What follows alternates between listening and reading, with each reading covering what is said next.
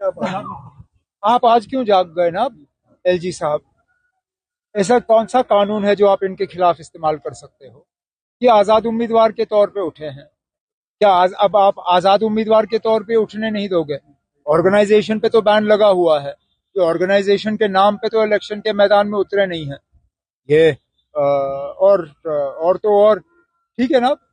अगर आप वैसे भी 8 अक्टूबर के बाद यहाँ कोई कानून बनाने का इख्तियार जो है एलजी साहब के पास नहीं होगा। यहाँ लोगों की अपनी चुनी हुई सरकार होगी। वो तय करेंगे ना कौन लड़ेगा कौन नहीं लड़ेगा। हमें शिकायत हमें करनी चाहिए।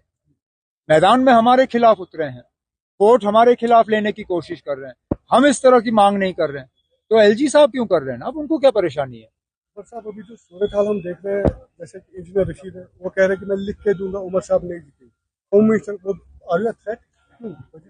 अब इंजीनियर रशीद साहब जरा पहले जो आज उन्होंने एबीपी के जरिए इंटरव्यू दिया है उसका जवाब दें।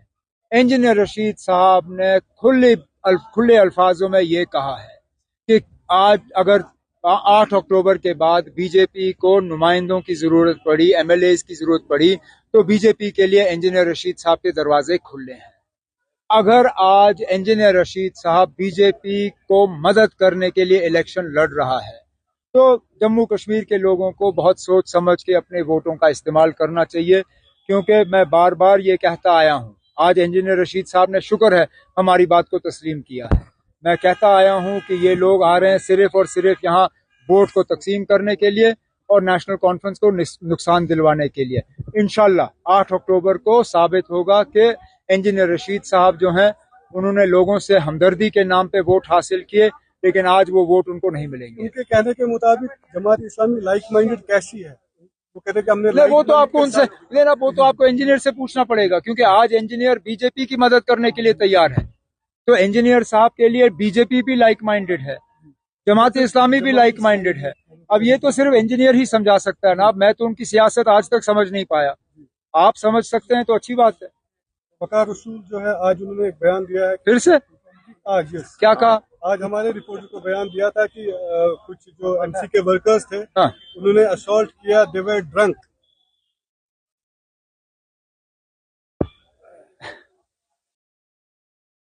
अब फ्रस्ट्रेशन में लोग बहुत कुछ कह जाते हैं।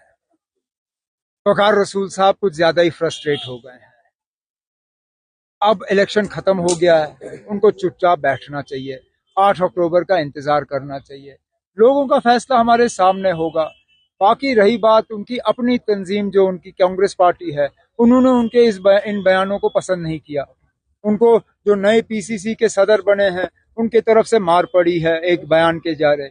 उन्हें अपनी पार्टी का जो है नेशनल कांग्रेस का ख्याल रखना चाहिए। हम अपनी पार्टी का ख्याल रखेंगे ना। तो सब एक बात का जवाब नहीं दिया। उनको क्यों लगता है कि आप ही थ्रेट हो? खाली आप थ्रेट हो? वो तो आपको साफ पता चल रहा है ना, जिस तरह के नतीजे आ रहे हैं।